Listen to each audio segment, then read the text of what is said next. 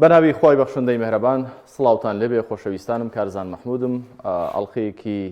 بەرنامەی گفتوگۆتان پێشکەش دەکەم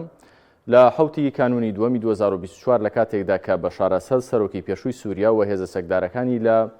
لێواری داڕمانی شەڕی ناوخۆی سووریادا بوون هێزەکانی ئیسرائیل چوونە ناو ناوچەی داماڵراو کە هێزی چاودێری UN نەتەوە یەکگرتووەکانی لێوە بە بڕیاری نەتەوە یەکگرتووەکان لە دوای ساڵی 1970ەوە لەوێ نیشتەجێن واتە بۆ ناوبژیوانی نێوان هێزەکانی سووریا و ئیسرائیل. ئەمە دوای لێدوانەکانی بنیامین ناتانیاهۆ سەرۆکوەزیرانی ئیسرائیل هات کە تیایدا سەرنجی لەسەر ڕووخانی ڕژێمی ئەسەد لە سووریادا کە لەو ماوەیەدا واتە ڕووخانی ڕێکەوتنی جیابوونەوەکەی ڕاگەیان کە لە ساڵی 1974 ئەم ئیتفاقیە واژۆ کراوە و فەرمانی دەست بە سەرداگرتنی ناوچەکانی ئەو دیوی جۆلانی دەرکرد. نەتانیاهۆ وتی ئێمە بە پلە یەکەم کار دەکەین بۆ پاراستنی سنوورەکانمان ئەم ناوچەیە بۆ ماوەی نزیکەی 50 ساڵە ناوچەیەکی پارێزراو بووە کە لە ساڵی 74ەوە پێی ڕێکەوتنی جیابوونەوە فەرزی ئیشتیباکاتی پێدەوترێت کە ڕێکەوتنی لەسەر کرا. و نەتانیاهۆ وتی ئێستا ڕێکەوتنەکە نەماوە و داڕماوە واتە لەم دۆخەی ئێستای سووریادا پێیان وایە ئیسرائیل کەم ڕێکەوتنە نەماوە کە تیایدا نەتەوە یەکگرتووەکان و لەو کاتەدا ئەم ڕێکەوتنان واژۆ کرد بە ئامادەبوونی ئەمریکا و نەتەوە یەکگرتووەکان هەروەها یەکێتی سۆڤێتی ئەو کاتەش بەشدار بوو. بەڵام ئێستا دەڵێن بۆ پێی کە لانی سووری نەماوە کە لانی دووەمی ڕێکەوتنەکە بۆ ئێستا ئێمە بمان هەیە بچینە پێش و سنوورەکانمان قایم بکەین. ڕێکەوتنی جاکردنەوە هێزەکان لە سیوەکی یابی 74 لە نێوان ئیسرائیل و سووریادا واژۆ کرا بوو کۆتایی بە شەڕی 6 تشرینی یەکەمی 73 ئێستا دۆخەکان گۆڕاون. نوێترین پێشاتەکان ئەوەن کە ئیسرائیل دەستی بەسەر بەشێکی زۆری بەرزایەکانی جۆلاندا گرتووە. حکوومەتی داهاتووی سووریا هەڵوێستی چی دەبێ بەرامبەر بە دەستدرێژەکانی ئیسرائیل و ڕایگەیاندووە ئەمڕۆ ئەحمەد شەرع کە ئێمە هیچ مەترسی نابین بۆ سەر ئیسرائیل و بۆ سەر ئاسایشی ئیسرائیل. لە هەمان کاتدا تورکیا بە پاڵپشتی هێزە ئۆپۆزیسیۆنەکان دەوێت لە ئێستادا ئەمانە هەموو پەیوەندی بە دۆخی ناوخۆی سووریاوە هەیە دەوێت هێرش بکاتە سەر کۆبانێ. ئایا ئەم نوێترین پێشاتە ئەمنیانەت چی دەبن لە کاتێکدا وەزارەتی دەرەوەی ئەمریکا ئەم ێوارەیە لەسەر خەت بۆ دەڵە بە هیچ جۆرێک نامانەوێت شەڕ ڕووبدا. ئەمانە و چەند پرسیارێکی دیکە لەگەڵ میوانە بەڕێزەکانم بەڕێز نەوزادی موهەندیس چاودێری سیاسی لە ستۆدیۆی ناوەندی هەواڵ لە شاری سلێمانی هەروەها بەڕێز لیوا محەممەد سابیر شارەزای کاروباری سەربازی لە شاری هەولێرەوە گفتوگۆ لەسەر دەکەم. میوانە بەڕێزەکان بەخێر بێن کاگی نەوزاد کاگ لیوا محەممەد ئێوەش بەخێر بێن. ئێستا دێمە لای ئێوەش کاگ نەوزاد بە تایبەت سەبارەت بە ئەم دۆخەی ئەمنی کە ئێستا لە سووریا هاتوۆتە پێشەوە نوێترین پێشهات چییە؟ هەموو لانەکان سوورن لەسەرەوەی کە بارودۆخی ئەمنی لەوەی کە هەیە زیاتر تێک نەچێت بەڵام هاوکێشە و معادلەکان پێمان دەڵێن کە ئەم وەزعە هەر ئاوەڕاناوەستێ بۆ تەسفی حساباتی لانەکان دەبێ هەنگاوی دیکە بندرێت. نوێترین پێشهات چین تەوەقوعەکان چین بۆ دۆخی ئەمنی سووریا؟ زۆر سپاس بۆ جەناب و بە خێراتنی کاگ لیواژەکەم. خۆی دۆخەی سۆریا ئەم ڕووداوی کە حەدەث ڕوویا بەڕاستی وەکو ئەڵێن کەم کەس چاوەڕێی ئەوەی ئەکرد کە خۆتان دەزانن لە ساڵی 2011 لە دوای بەهاری عەرەبی و ڕاپەڕینی جەماوەریەکان لە سووریا 13 ساڵی ڕێکە ململانەکان توندوتیژن لە بینی گروپەکان لە بینی پێکاتەکان کەمینەکان لە دەوڵەتی سووریا. دەوڵەتی سووریای بەشار ئەسەد بە شێوەیەکی لاواز مابووانێ بە پشتیوانی و پشتگیری دوو دەوڵەتی گەورەی رووسیا ئێران لە مەنتیقەکەیە. بۆیە سووریا لەبەرەوەی مووقعێکی جیۆسیاسی زۆر گرنگی هەیە لە ناوچەی ڕۆژهەڵاتی ناوەڕاستە دەکەوێتە سەر دەریای سپی ناوەڕاست و لە ناوچەی ڕۆژهەڵاتی ناوەڕاستە و وەکو ئەڵێن دراوسەیەکی گەورەی ئیسرائیلی هاوپەیمانی ئەمریکا و ڕۆژئاوایە. بۆ خۆتان دەزانن ئیسرائیل یەکێکە لەو دەوڵەتانی ساڵ 1940 مەزراوە هەموو عەرەب دوژمنایەتیەکە بە تایبەتی سووریایەکێک بوون لە 5 دەوڵەتەکانی عەرەبی کە بە بەری مقاومە دەناسرا کە میسر و ئوردن و لوبنان و سووریا و عێراقیشی تیا بوو. بۆیەوە عێراق و سووریاش بۆ خۆی بزان بۆی مێژۆکەی بخوێنەوە بۆی بچینە سەر جوابی پرسیارەکە جەنابتان مێژوویەکی هەیە وەکو لە وڵاتێکی نەتەوەیی و قەومی زۆر توندر بووە با لەژێر حکمی حیزبی بەعسا لە ساڵی 1967 و 66 ئەوانێ 63 و حیزبی بەعس دەسەڵاتدارە تا ڕوخاندن لە بۆ ڕەوارە هەموو ئەم هۆکارانە وای کردو کە سووریا پێگەیەکی گەورەی هەبێ. لەلایەکیکەوە لەسەر ئاسی وڵاتانی ئەوروپا خۆتانزانن سووریا لە ساڵی 1920وانێ لەلایەن دەوڵەتی فەڕەنسا و داگیرکراوە تا ساڵی 1946 کە ئیستیقلالی وەرگرتەوە کەواتە دەوڵەتێکی گەورەی ئەوروپیش بە مەشروع و بەرژەوەندی گەورەی خۆی هەیە وەکو فەڕەنسا. دواتر بینە سەر ئەوە لە دوایەوەی کەوا سووریا لە دەسەڵاتگرتنە دەست لەلایەن حافز ئەسەدەوە لە ساڵی 1970ەوە ڕووی کردە بلۆکی ڕۆژهەڵات بە سەرکردایەتیەکی سۆڤێتی ئەو کاتە و لە هەفتاکانەوانێ بە هاوشێوەی عێراق لە دواتر لە سەردەمی بەعسیەکانی سەدام و ئەوانە ڕێکەوتنی استراتیژی عەسکەری و ئەوانەی لەگەڵ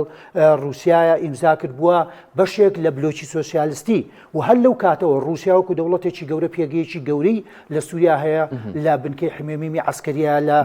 تەرتوس و لازقی و ئەوانە هەموو ئەمانە واکە کە سووریا گرنگێکی گەورەی هەبێ. مانەوەی بەشار ئەسەد لە ماوەی 13 ساڵی ڕابردووە و کووتمان بە پشتیوانی رووسیا ئێران بووە. باشە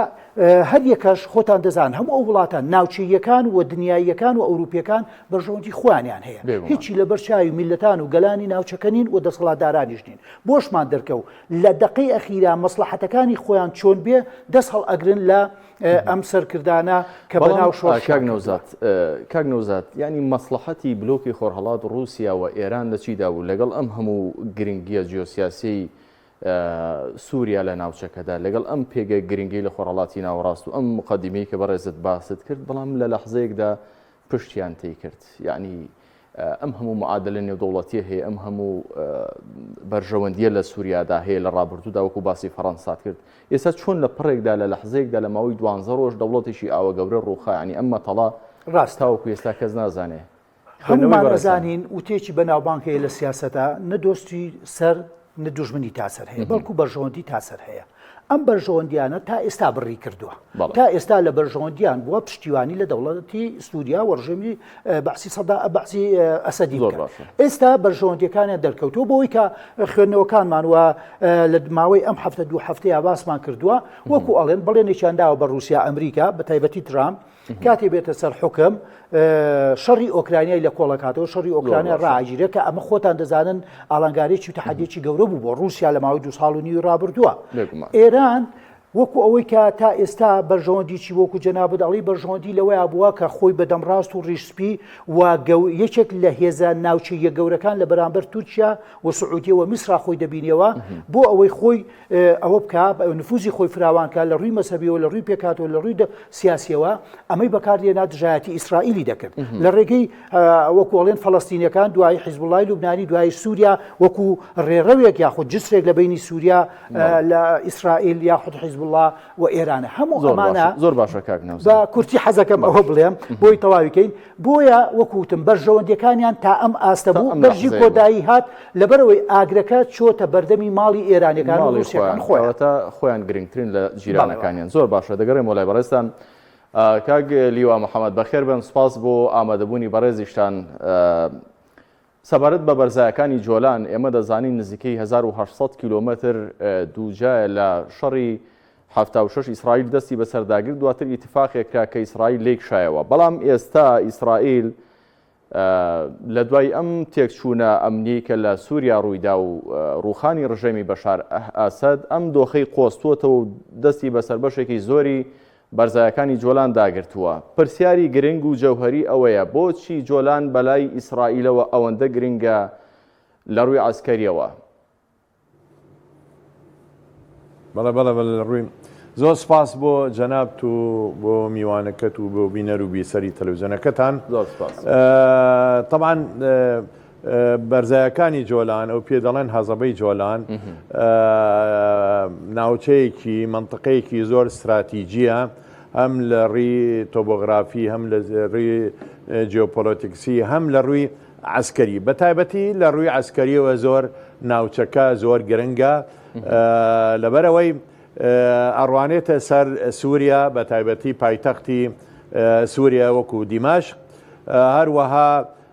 ئەتوانێت ئیسرائیل بەکاری ئێنێ وەکو حاجزێکی ئەمنی بۆ ئەوەی عمقی استراتیجی ئیسرائیل بپارێزێ لە دوژمنەکانی بە تایبەتی سووریا و لەبەرەوە جۆلان زۆر گرنگە بۆ ئیسرائیلەکان چونکە لە ناوچەکە وەکو باسم کرد زۆر استراتیژیە زۆر منطقەیەکی بە پیتە هەم لەلایەن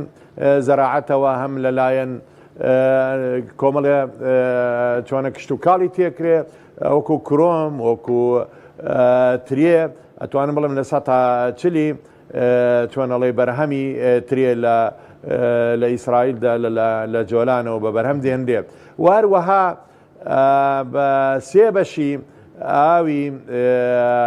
بەحیرەی تەبەریە کە لە ڕووی ئیسرائیلەوەیە لەلایەن بەرزایەکانی جۆلانەوە دابین دەکرێت جا لەبەرەوە هەروەها لە 150 ئاوی پاکی خواردنەوەیش هەر لە وەکووتمان لە بحیرەی تەبەریەوە بۆ ئیسرائیل تامین دەکرێت و هەموویشی لە بەرزایەکانی جۆلانەوە کە چاوگ و مەزدەری ئاوە بۆ حیرەیە بۆ ئەو باشە مەبەستی ئیسرائیل لەبەر ئەم سەرچاوە مرۆیانەیە لەبەرەوەی کە ئاوی پاکی خواردنەوەی لێ لەبەرەوەی مانتیقەیەکی زەرعەتی بەپیتە یان مەبەستی و چاوی لەسەر جیۆپۆلۆتیکی ئەم ناوچێ وەکو مانتیقەیەکی عسکەری ئێمە دەزانین لە دوای ئەم شەڕا لە سووریا هێزەکانی ئیسرائیل زۆر چوونەتە پێشەوە حتا وەکو هەندێک سەرچاوە دەڵێن 25 کیلۆمەتریان ماوە بگەن بە دیمەشقی پایتەختی سووریا ئیسرائیل تەنها بۆ پاراستنی ناوچەکانی خۆیەتی کۆمەڵگە نیشتە جێبوونەکانی خۆیەتی بەڕووی خۆیدا یاخود دەیەوێت سەیطەرەی بەسەر دیمەشقیشدا هەبێت بەڵێ بە بۆچوونی من کۆمەڵێ چۆنەڵێ ئەوە هەیە کە ئیسرائیل هەوڵەدا بمێنێتەوە لەسەر بەرزایەکانی جۆلان یەکێک لەوانە بۆ ئەوەی بگاتە چۆنەڵێ معاهدەیەکی ئاشتی لەگەڵ وڵاتانی عەرەبیدا زیاتر فشار بخاتە سەر سووریا لوبنان و ئوردن بە وجودی بەبوونی لەو بەرزانەدا چونکە بە حقات ئیسرائیل کە لە ساڵی 1967 کە شەڕی 6 ڕۆژی ئۆکتۆبەریان پێدەگوت توانی سینا و جۆلان بگرێت بەڵام تا ئێستا نەیتوانی لەگەڵ سووریا بکەونە ڕێککەوتنیە بۆ ئەوەی مفاوەزاتێ بکەن لەسەر کشانەوەی سوپای ئیسرائیل لە جۆلان چونکە سووریەکان بە تایبەتی حکمی حافز ئەسەد مصر بوو لەسەرەوەی کە بە هیچ شێوەیەک هیچ مەعاهدەیەک هەتا ئیتفاقی خەرتوم کە جامعە عەرەبی کە کردی بۆ ئەوەی شەڕ ڕاوەستێنرێ بەڵام ئیسرائیل حافز ئەسەد ئەو سووریا اتفاقی بەو خاڵە نەکرد کە ئیسرائیل بمێنێتەوە لە جۆلان و اعتراف ئیسرائیل مافی ئەوەی هەبێ لە جۆلانە مێنێتەوە جا لەبەرەوە ئەو خاڵە لەلایەن ئەتوانم بڵێم لەلایەن حکوومەتی سووریەوە ڕەت کرایەوە و ئەو کێشەیەمە تا 1970 مناحم بێگەن کە هاتە سەر حکمی لیکۆتیان پێوت لیکۆتی توانی قانونێکی تایبەت قانونی جۆلان دەربکە جۆلان بخاتە ناو چۆنەڵەی حدود و سنووری ئیسرائیلەوە ببێتە بەشێک لە ئیسرائیل چونکە بە حقات لە 75 جۆلان لە ژێردەستی ئیسرائیلەکانە لە 125 لە دەستی سوورەکاندا مام جا لەبەرەوە ئەو قانونەیان جێبەجێ کرد ئیستاکێ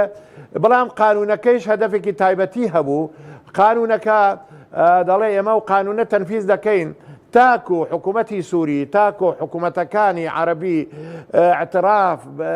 چۆکیان پێدابێنین بۆی اعتراف بە ئیسرائیل بکە و ئەمنی ئیسرائیل بپارێزرێ 100% بەو مەرجانە ئەتواندێ مەسەن ئیسرائیل پاشێکە لە چۆنەڵێ لە بەرزایەکانی جۆلان بەڵام تا ئێستا ئەو ئیتفاقیە جێبەجێ نەکراوە ئەوەکو بینیمان بە تایبەتی لەو ڕووداوانەی لەو ڕۆژانەدا کە ڕوویدا حجەتێکی تر بۆ ئیسرائیل دروست بوو مبەڕێکی تر بۆ ئیسرائیل دروست بوو ئەوە بوو حکوومەتەکەی بەشار الئەسەد بدارڕما سقوتی کرد و هەموو جەیشە سوپاکانی لە ناوچەکان هەموو پاشەکشیان کرد ئەو بەشەی کە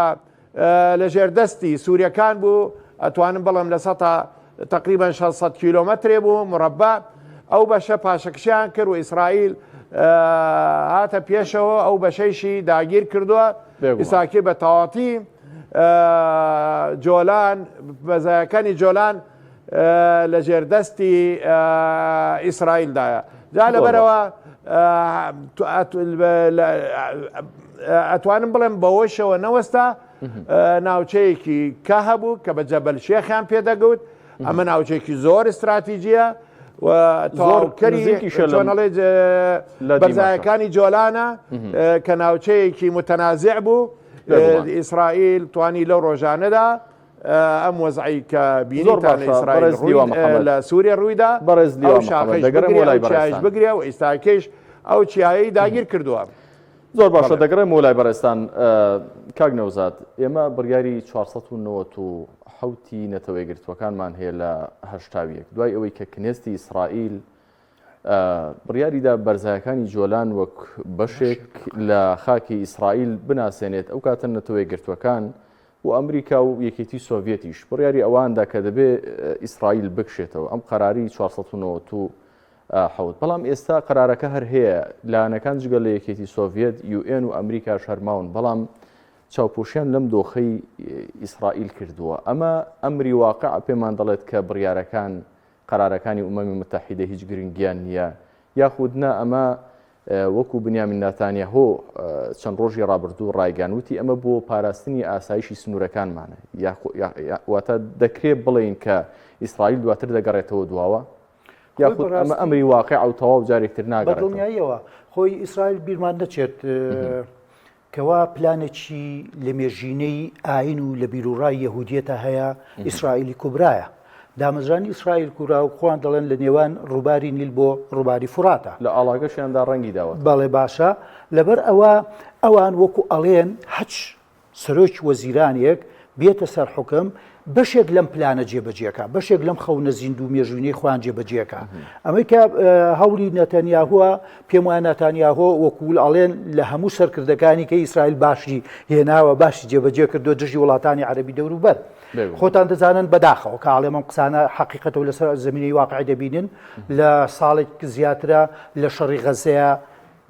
بەداخەوە کاڵێم خەڵکی فەڵەستین و خەڵکی غەزا کوشت و کوشتارێک و جینۆسایدێکی عالم بە ئاشکرا ئەکرێ لە بەرچاوی هەموو دنیاش لێ بێدەنگە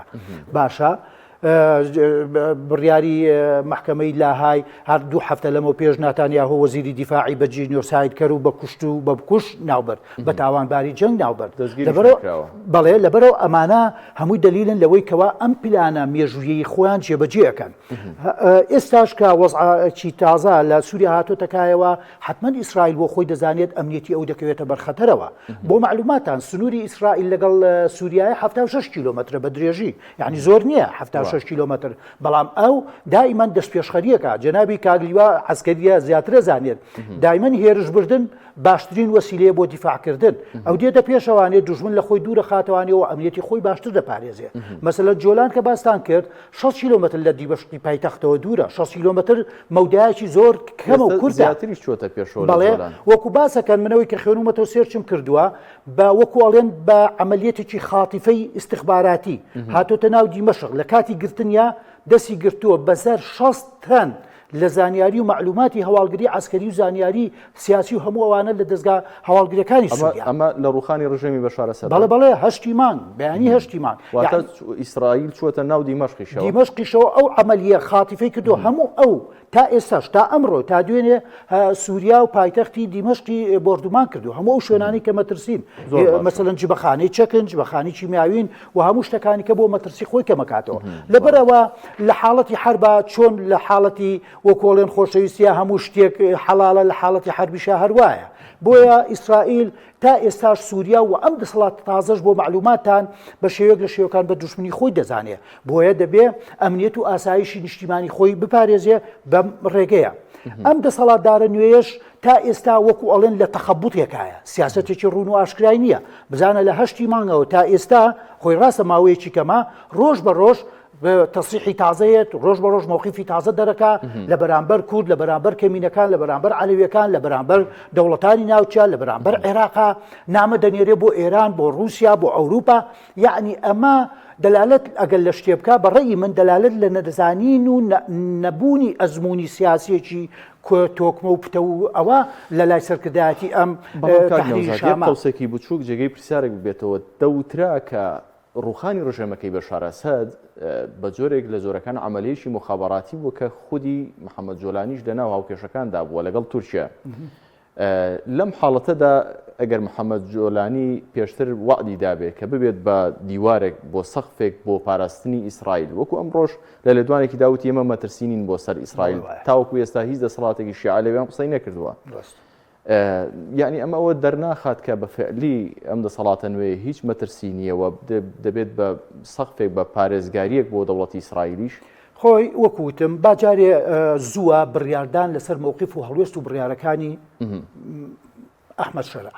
بۆ لەبەرەوەی وەکوتم هێزێکی تازەیە، دەوڵەتێکی فراوانی کەوتۆتە بەردەست، باشە ناکرێت هەموو دنیا بکا بە دوژمن بۆ ڕووی دەبێت ڕوویەکی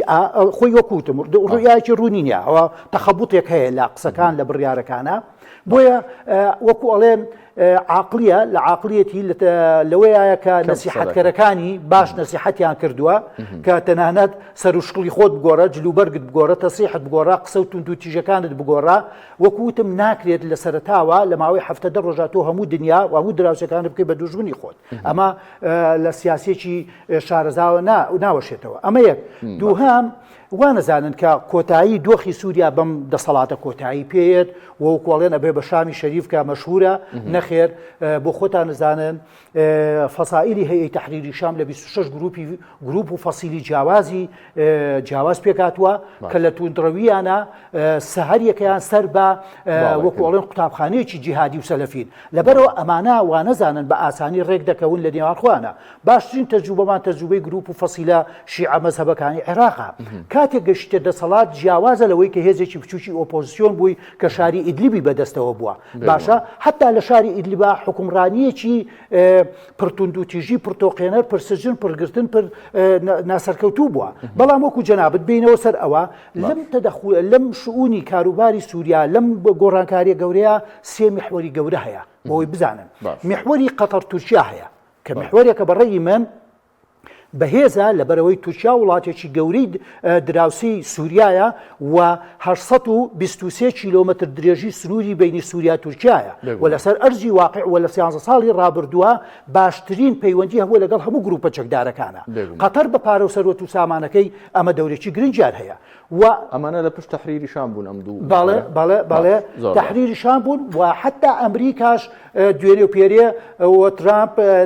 ئەوەی کرد یعنی وەکوڵێن بە شانوباڵی ئەردۆغانە هەڵیە کە سیاسەتێکی محەنەکە و ڕئیسێکی سەرکەوتووە و توانێتی ئەم سەرکەوتنە گەورە بەدەستبێنێ. ئەمە میحوەرێک. میحوەری دووی شکست خواردوو بریتیە لە ئێران رووسیا. ئێستا ئێران و رووسیا دەست و پێیان نەما لە سووریایە کە 13 ساڵی ڕابردووە لە ساڵی هەفتاکانیشەوە بۆ معلوماتان وەکوتمان ڕێکەوتی استراتیژی عسکەری رووسیا سووریا ساڵی هەفتاکانە لە دوای هاتنە سەر حکمی خومەینی لە ساڵی هەفتانەوە حافز ئەساد بە درێژایی 8 ساڵی حربی عێراق ئێرانی دژی عێراقی برای بوو لەگەڵ ئەوە تەحالوفیە بوو. بۆیە هەموو ئەمانە بەڵام ئێستا خۆشبەختانە چنگوپەلی ئێران و رووسیا لە سووریانەما شکستیانەدا. میحوەری سێم چێیە؟ میحوەری سێم ئیسرائیل ئەمریکایە و هەموو سونەکانی عەرەبە. بۆ معلوماتان گۆڕانی معادلێ لە قازانجی ئەم میحوەرە نییە بە کورتی بۆی بسمەوە لای بەڕێزی لە قازانجی میحوەری ئیسرائیل ئەمریکا بەڵێ خۆی ئەساسەن ئەم میحوەرە جوڵێنەر و بزوێنەری هەموو جەمسەرەکانی پرسیارێکی جەوهەری هەڵدەگرێت لە کاتێکدا ئیسرائیل لەگەڵ غەزە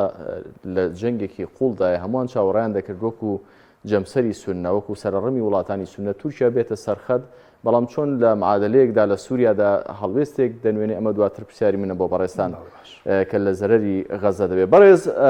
لیوا محەممەد، لە ماوەی ئەم ئاڵۆزیانەی سووریادا ئیسرائیل نزیکەی 250 هێرشی ئاسمانی کردەوەی لە ناو سووریادا ئەنجام داوە.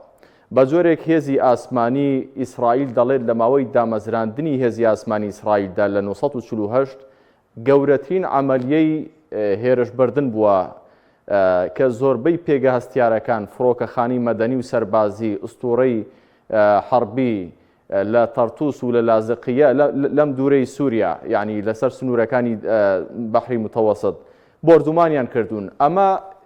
ئیسرائیل هیچ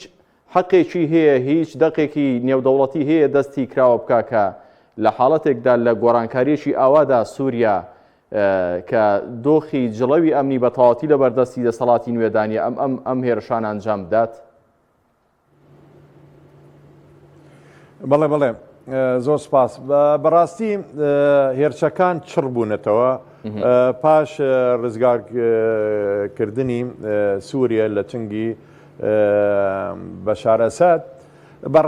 بە تاوەتی ئاسمانی سووریا ئیستاکێ بۆ تایارەکانی ئیسرائیل مباحە بە ئارەزووی خۆی لە هەر شوێنێک بێ لی دەدا و هیچ ئیدانەیەکی دەولیش نییە تا ئیستا بۆ ئەو وەزعە بۆ ئەوەی بە ئەو وەزعە ڕاگرێ. بە تایبەتی لە وڵاتانی دەوروپشتی سووریەش هیچ دەنگێک نییە بۆی ڕێگرێ بکەن لە ئیسرائیل بۆ ڕاوەستانی کارەکانی. بەڵێ ئیسرائیل هەوڵەدا ئیستاکێ پەلێتی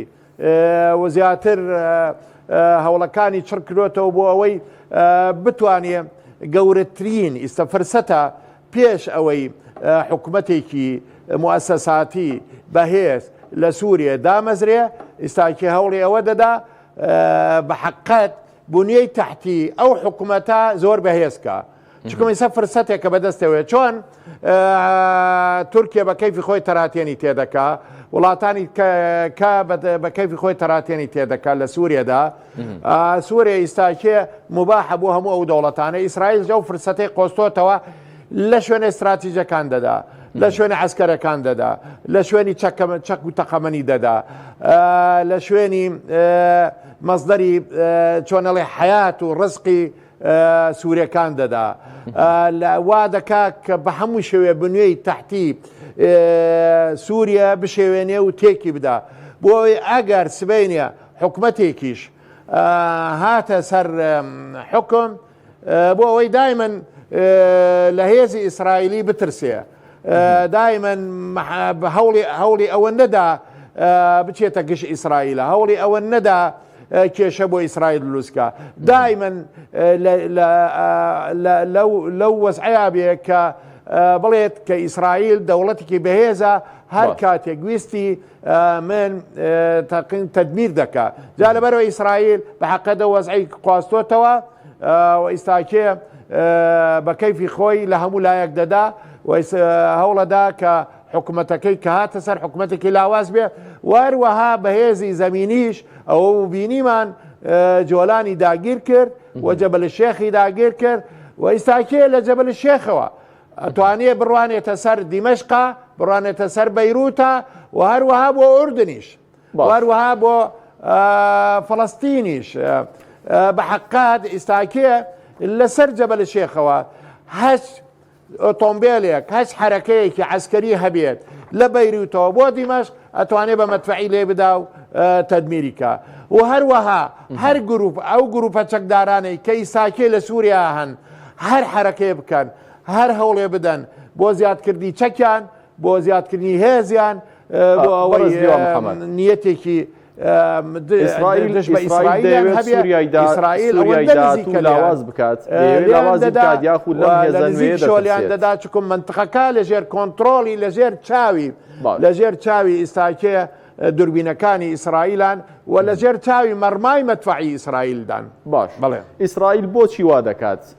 لە سووریای ئایندە دەترسێت یاخود دەیەوێت سووریای ئایندە خۆی لاواز بێ لە کاتێکدا سەرۆکی هێزە چەکدارەکانی ئەحراری شام ئەمڕۆ توێتی کە ئێمە شەڕ لەگەڵ ئیسرائیل ناکەین، ئێمە ئاشتیمان دەوێت لەگەڵ ئیسرائیل لە کاتێکدا خۆی خەڵکی بەرزایەکانی جۆلانە محەممەد جۆلانی ئێستا قودرەت و توانای ئەوەی هەیە کە منتیقەی جۆلان بپارێزێت و هێزەکانی ئیسرائیل کە هاتوونەتە پێشەوە لانی کەم لە نوقتەیەکدا ڕایانگرێت. بە بۆچوونی من هیچ زمانێک نییە سبەینێ حکومەتی ئیسرائیل حکومەتی عفوەن حکومەتی سووریا کە دروست بوو ئێستا و حکومەتەی کە ئێستا هەیە حکومەتێکی کاتیە حکومەتێکە بە حقات بڵێم تعبیر لە هەموو خەڵکی سووریا ناکە و هەروە حکومەتێکە ئەتوانم بڵێم دروستکراوە لەلایەن تورکیا و لەلایەن ئەمریکاوە بەڵام سبەینێ کە حکومەتێکی بەهێز و بە قووەت دروست بوو و لە هەموو لایەنەکان کە تەمسیلی شعبی سووری بکە هەموو بە هەموو چین و توێژەکانی سووریا بەشداری تیا بکەن هەموو چەک گروپەکان بەشداری تیا بکەن ببێتە حکومەتێکی نیشتیمانی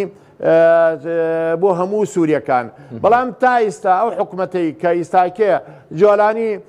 سەرکردەیە دەکات بە بۆچوونی من حکومەتێکی تەمسیلی هەموو سووریەکان ناکە و حکومەتێکی نیشتیمانیش نییە جا لەبەرەوە بە هەموو شێوەیە مەحاولە دەکات کۆمەڵی خەڵک ئاوت کاوە بێنێتێ دەرەوە بە ئارەزووی بە لەژێر کۆنتڕۆڵی دەوڵەتە ئەقلیمیەکانە بە بۆچوونی من ئەگەر بێت و سبەینێ حکومەتێکی بەهێز بە قووەت دروست بوو بە حەقەت ئەو حکومەتە ئەبێ بە هەموو شێوەیە چکم جۆلان بە حەقەت ئەرزێکی سووریە سەر بە سووریا لە 1960 داگیر کراوە بڕاناکەم گەلی سووریا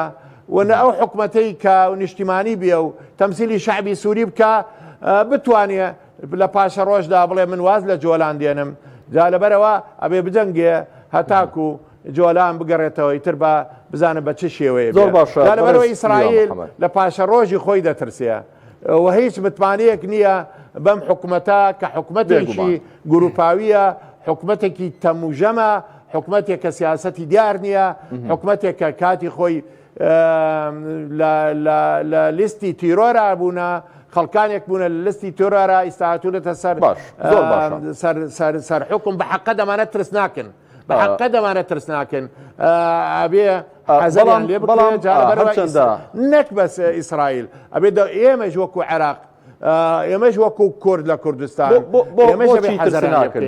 بەرز لیوا محەممەد هەرچەندە ویستم بگەڕێمەوە لای میوانەکەم لە سلێمانی بەرز لیوا محەممەد بۆچی ترس ناکەن ئەوان بیر لە تۆڵەکردنەوە دەکەنەوە بە تایبێت لەو هێزانی لە پشت بەشار ئەسەد بوون لە ڕووی ئەسکەریەوە و ئایدیان هەیە گەر بێت و حکومەتێکی تۆکمە دابنێن تۆڵە بکەنەوە لەو لانانەی کە پاڵپشتی ڕژێمەکەی بەشار ئەسەد بە تایبەت عێراقیەکان من پێت دەڵێم ئەو حکومەتەی ئەو حکومەتە کاتی کە ئیستاکێ لە سووریا دامەزراوە تا ئێستا نەیتوانیوە کۆنتڕۆڵی چەکدارەکان گروپەکان بکە تەسفیا لەسەر جادە هەیە خەڵک کۆمەڵی خەڵک ناڕەحەتە لە وەزعە تا ئێستا ئەمن و ئاسایی استقرار نییە لە سووریادا جا لەبەرەوە حکومەتەکە لەسەر ئەساسی گروپات دروستە بێ ئەو زۆر باشە ڕاستە قۆناغەکەوە چۆنەڵێ چاوگێکی ئەساسێکی ناتەندروستیان هەبووە لە پێشدا ئەمانە ڕاستن بەڵام دوجارڕێ و گۆڕانکاری بەسەر خۆیان دێنن احتیمالە نەکرێن نەتوان ئەو گۆڕانکاری زۆر باشە بەڵام دوجار گەلی سووریا پێویستە نەک بەس ئیسرائیل کوردی سووریا و کوردی ئێمەی وەکو هەرێمی کوردستان و عێراق و وڵاتانی دەور و پشت ئەبێ زۆر وریابن لەو وەزعە چکم بە حقەت هەندێک شعاراتیان هەبوو پێشتر شعاراتی جیهادی ئێستا خوازراوی گەلی سووریان عەرەبی کە ئەمە بە حقەت تەعەسوبێکی عەرەبی عنسوری ئیسلامیە بەڵام ڕژێمەکەی بەشار ئەسەدیش ئەمڕۆ گۆڕێکی بە کۆمەڵ دۆزراوەتەوە ڕووفاتی 100,000 پێشبینی دەکرێت هاوڵاتی سووری تێدا بێت پێشبینی دەکرێت لەسەر دەستی بەشار ئەسەد نزیکەی 1 ملیۆن هاوڵاتی سووریا لە ماوەی ئەو فترەی 53 ساڵی دەسەڵاتی بنەماڵی بەشار ئەسەد کوژرابن ئەمانە تەخمین کراون ئەمانی شوێنێکی جوانیان پێشکەش نەکردووە لەگەڵ ئەم هەموو گروپاتانە دەسەڵاتی خوازیاری شعبی سووری نین ئەوانە هەموو من لەگەڵ ئەوەیان ئەوانەی بە بەشار ئەسەدەوە بە ڕژێمەکەی بە ئەسەدەوە بە مخابراتیەوە بە ئەمنیەوە بە ئیستیخباراتیەوە بە پلە باڵەکانی سوپایەوە هەموو بدرێن لە دادگا هەموو تاوانبارن هەموو ئەوانە بە حەقات ئەوانە جێنەسایدی تەنها خەڵکی سووریان کردووە ئەوانە سەرێشە بوون بۆ ناوچەکە هەر هەمووی جا لەبەرەوە پێویستە بەرز لیوان دەگەڕێمەوە لای تۆ پێویستە ئەو حکوومەتە تەحدیدی ئەوانە بکە زۆر باشە سپاس دەکەم دەگەڕێمەوە لای تۆ ئیشەڵا دەرفەتمان دەمێنێت دەمەوێت کاتی میوانەکەی سلێمانیشم حەقی خۆی پێ بدەم کاک نەوزاد دێمەوە لای بەڕێستان لەگەڵ ئەم جوڵە و مەعمەقانەی کە لە بەرزایەکانی جۆلان و لە دیمەشق بۆ خوارەوە هەیە لە سەریشەوە تورکیا لە ڕێگەی هێزی نیشتیمانی سوپای نیشتیمانی کە خۆمان دەزانین کە ئەجێندایشی قوڵی هەیە لە ناویاندا بەدەستی خۆی دانجوڵێنێت خەریکە هاوکێشەکان تێک دەچن تووشیا خەریکە بۆ کۆبانەی هێز دەجوڵێنێت ئەم دەسەڵاتە تازەی سووریا ئەم دەسەڵاتی محەممەد جۆلانی دەتوانێت لەمەڕ ئەم مەشهدانە ئەم حەدەسانی کە لە باکووری سووریا ڕوودەدەن چی بکات هەر چاولێکەر دەبێت یاخود هیچ ڕۆڵێکی دەبێت کەواتەم قسەی تۆ زۆر باشە زۆر جوانە بۆ میستاقیەتی دەسەڵات داراتی ڕاستەقینەی محەممەد جۆلانی و ئەم مەجموعەیە کە هاتوونەتە پێشەوە یەکەم هەنگاویان دەبێت کە وەکو لە بەیاننامەیەکە دەری کردووە دەبێت لە سووریا یەک جێشی موحەد هەبێ و هیچ گروپێکی چەکداری نەمێنێ ئەمە بە ئاشکرا بۆ هەموو گروپەکانەوە بە تایبەتیش بۆ کووردە بۆ هێزەکانی هەسەدەیە من وەکووتم باشترین هەنگاو و مستاقیەتی خۆی وەربگرێتەوە لە ناو سووریەکان و لە دەوروبەریشە دەبێت لە سەرەتایە دەست و دەستێوەردانی تورکیا ببڕێ و نەیهێڵێ و کورتی بکاتەوە بچێتەوە ئەو دیسوورەکانی تورکیا ڕاستە ناتوانێت بۆ لە بەرەوەی ئەساسن بۆ خۆی دروستکراوی تورکیایە و تورکیا پشتیوانیەکە ئێستاژ ئەگەر تورکیا سنوورەکانی لەگەڵ سووریایدا بخە ئەو بە یەک ڕۆژ بە هەفتەیەک ناتوانێت خۆی بگرێت لە برسێتی و قاتوقڕی و گرانی و ئەوانەیە هەر ئەمڕۆ بۆ معلوماتان رووسیا کە یەکەم هەناردەکاری و یارمەتیدەری سووریا بۆ دابینکردنی گەرمی ساڵانەی سووریا ئێستا بلێی بڕیوە لە دوێنێ و پێریەوە ناچار بە زلینسکی سەرۆکی ئۆکراینیا وعدیاکە من ئەو بۆشاییە پڕەکەمەوە بۆ گەلی سووریا کەواتە سووریا بۆ خۆتان زانن سووریا با لە ڕووی ئابووریەوە قسە بکەم من لە ڕووی عسکەریەوە زیاتر قسە ناکەم لە ڕووی ئابووریەوە وڵاتێکی فەقیرە داماوە لە ڕووی لیرەی تورکیا لیرەی سووری تا ئێستا لە نزیکتر ئاسیاتی سووریا لە ڕووی پیشەوە لە ناو خۆیدا هەموو پیشەکان لە ناو خۆیدا هەیە پێشوو دەسەڵاتەکانی پێشووی بەس نازانم ڕووی ئابووریەوە هیچ کاکە سووریا بۆ معلوماتت سووریا بەس ئێستا ئەم ناوچە کوردیەکان کرد لێژە دەسەڵاتی هەسەدایە داهاتی ساڵانەی 10.8 ملیۆن دۆلارە کە ئەمە چییە زیاد لە نیوەی داهاتی هەموو سووریا یعنی سووریا 20 میلیارد دلاری هەیە ساڵانە 22 میلیاری هەیە 22 میلیارد ئێمە وەکو هەرێمی کوردستان داوای مەسەڵەن 14 میلیارەکەین لەبەرەوە سووریا بە حدودی چەنەوە بە حدودی 1970 کیلۆمتر بە ژمارەی نفوسی 23 میلیۆن کەسەوە لەبەرەوە تۆ ژیان و گوزەرانی خەڵک لە سووریا زۆر ناخۆشە زۆر سەختە بۆیە قسەکەم ئەمەیە سووریای کاتی حافظ الئەسەدیش بیرمان نەچێت لە ساڵی 99 کە عەبدوڵڵا ئۆجالانی دەرکرد لەسەر هەڕەشەکانی تورکیا بوو ئەو کاتە سەرۆکی تورکیا سلێمان دیبرێل هەڕەشەی کرد دەبێ پەکەکە نەهێڵی کەواتە سووریا بۆ خۆی وڵاتێکی زەعیفە لە ڕووی سەربازیەوە لە ڕووی جوگرافیەوە و لە ڕووی ئەمنی ئاسایشی خۆراکیشەوە هاوکارانم ئاماژە بۆ دەکەن کاتێکی زۆر کەم ماماوە دەبێت ئیسفادەی لێ بکەم ئێستا دەسەڵاتی نوێ بە سووریا دەڵێ دەبێت ئێوە بێنە ناو مەنزومەی جێشی سووریەوە دەبێت چەکەکانتان دابنێن ئەم ڕێوارە لێدوانێکی وا هەبوو بەڵام دواتر ڕەتی ئەوە درایەوەکەم قسەیەهی ئەحمەد شەرع بێت بەڵام ڕوئیایشی وا هەیە کە دەبێت چەکەکانیان دابنێن هەسەدە چاک دادەنێت نەخێر هەسەدە هەر لە دوای ئەو قسەیە بڕیاری داکە ئێمە تا ماوین دەجەنجین و چەکەکانیشمان دانانین ڕاستە بۆ معلوماتت مفاوەزاتێک هەیە و گفتوگۆش هەیە و چەند خاڵێک لێرە و لەوێ ئاڵوگۆڕ کراوە هەرێکە لە مەسلحەتی خۆی بەڵام هەموو ئەم جوڵانای ئەحمەد شەرع وەکو وتم لە پێشەوە تەخەبوتێک لە قسە لە تەسریح لە هەڵوێستەکانیە هەمووی بە سیاسەتی تورکیا لە بەهێز دەتوانێت بوەستێت لە بەرامبەر ئەحمەد شەرع و لە باکوورەوە لەگەڵ تورکیا و ئەگەر تورکیا لە پشت دەبێت دەتوانێت بوەستێت لە بەرامبەر دەزانین کە تورکیا لەگەڵ سوپای نیشتیمانی دنیا هەر تورکیانیە کاکە بیرمان نەچێ وەکو پرسیارە جۆهۆریەکەم ئەوەیە ئەمریکا کورد جێ دەڵێ لەوێ ئەمە قسەیەکە لە زۆر کات ئەو پرسیارە لە منیش و لە خەڵکی کەژەکرێت کاکە بەرژەوەندی ئەمریکا تا ئەو کاتە بڕ دەکات و بڕی کرد لەگەڵ کووردا بێت لەگەڵ کووردا دەبێت هیچ نەشی شاردۆتەوانێ ساڵی 2019 لە 5,000 کەسەوانێ هەموو سەربازەکانی خۆی هێنای سەر 500 کەس 4 ساڵیش 500 کەسی هەیە بەڵام ئەمریکایە یەک عەلەم هەڵبواسێ لەسەر بینایەکە کەس ناتوانێت تعدای لێ بکات لەبەرەوە ئەمریکاش من تەسەور ناکەم بان قسەیە بکەم لە کۆتاییە ئەحمەد شەرع و هەموو تەحالوفەکەی 26 گروپەکەی معقول نییە لە ماوەی 2 هەفتە و 10 ڕۆژە لە درندەیەکی تیرۆریستەوانێ ببنە فریشتەیەکی بێتاوان لەبەر ئەوە قوربانیەکانی 13 ساڵی ڕابردووی هەسە دەشکەم نەبووە کە پێشکەشی هەموو دنیای کردووە هەموو هاوپەیمانی کردووە هەموو بەرژەوەندەکانی ئیسرائیل و ئەمریکای کردووە مەسەڵەن چەند شەهید و چەند قوربانیدان یاوە لەبەرەوە بڕوا ناکەم ئەمریکا باشە خۆ ئەمریکا دەست هەڵ بگرێت لە هەسەدا و لە کوردەکان ئەی چێ بکاتە متمانەداری خۆی ئەحمەد شەرع و ڕەوەکان نەخێر لەبەرەوە جارێ بەرچاوی ئەمریکاش بە تەسەوری من کاکە بەرچاوی ئەمریکاش ڕوو نییە ئەوروپیەکانیش ڕوو نییە کە چۆن مامەڵە لەگەڵ ئەم سپاس دەکەم بۆ کۆتاقسە دەچمەوە لای بەڕێز لیوا محەممەد سابیر بەگشتی ئێوە گەشتبینن سووریاشی استقرار لە ڕووی ئەمنی و لە ڕووی ئابووری و سووریاکی خۆشگوزەران بێتەکایەوە یاخود ئەوەی کە دەیبینن نمونەی عراق جارێکی دیکە سیناریۆکان دووبارە دەبنەوە زۆر بە کورتی سپاس دەکەم مەمنونم کاک لیوا محەممەد من هیوادارم سووریەکی دەوڵەتێکی پڕ ئاسایش و استقرار بێ دەوڵەتێک بێ بەڕاستی دەوڵەتێکی لە بەرژەوەندی خەڵکی سووریا و واروە هاوکار بێ لەگەڵ دراوسەکانیان بە تایبەتی عێراق و هیوادارم دەوڵەتێ بێ لە دەستورێدا ڕێژێ حەقی هەموو نەتەوەکان بدا کە پاش عەرەب نەتەوەی کوردیە کە ئەتوانم بڵێم نەتەوەیەکی زۆر سەرەکیە نەتەوەیەکە زۆر ئەشکەندە و کێشەی بینی بەدەست ڕژێمەکانی سووریەوە بە تایبەتی ڕژێمی حیزبی بەعز لە سووریا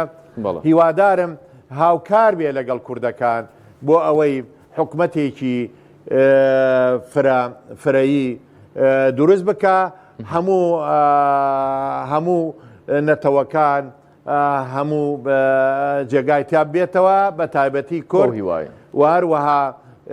کوردیش پێگەیەکی تایبەتی هەبێ لە حکومێکی زاتیا بێ لە حکومەتێکی فیدراالیا بێ و من ئەتوانم بڵێم ئەوە بیرروباوەڕی منە ئەوە گەشتبینی منە بۆ سووریەکان بەڵام من ئەوە نابینم لە حکومەتێکی کە ئەو گروپانە سەرکردەی دەکەن حکومەتێکی تەندروست بێ حکومەتێکی باش بێ من بە بۆچوونی من ئەگەر بەو شێوەی کە ئەیستاکەیە ئەبینم لە تەسریحاتەکانیان گەشتبینی هەڵس و کەوتیان ئەو حکومەتە سەرکەوتو نابێ چونکە بە حەقات هەر لە ئێستەوە دیارە ئەیتەوێ مافی کورد و مافی نەتەوەکان و پێکەوە ژیان بەپارێزە زۆر بەڕێز لە سووریا واروەها دەست تێوەردان هەیە لەو حکومەتە مادامە حکومەتەکە حکومەتێکی مستەقل نییە حکومەتێکی نیشتمانی نییە چکم دەست تێوەردانی دەرەکی هەبێ مانای ئەوەیە لە بەرژەوەندی دەوروپشتە و لە دەوڵەتە ئەقلیمیەکانە جا لەبەرەوە حکومەتەکە تەندروست نییە و من زۆر گەشتبین نیم بەو حکومەتە. زۆر بەڕێز لیوا محەممەد سابیر شارەزای کاروباری سەربازی ببورن لە ستۆدیۆی ناوەند لە شاری هەولێرەوە سپاس بۆ ئەم دەرفەتەی بەڕێزتان ئەزیێتتان کێشا دووبارە سپاسی ئامادەبوونتان دەکەین هەروەها بەڕێز نەوزادی مهندیس چاودێری سیاسی لە ستۆدیۆی ناوەندی هەواڵ دووبارەی وەش بەخێر بێن ئەزیێتتان کێشا مەمنونین. خۆشەویستانم لێرەدا بەم ئەندازەیە کۆتاییمان هێنا بەم ئەڵقەی بەرنامەی گفتوگۆ بەخوای گەورە مێرەبانتان دەسپێرم کاتێکی باش بۆ هەموو لایەک خواتان لەگەڵ.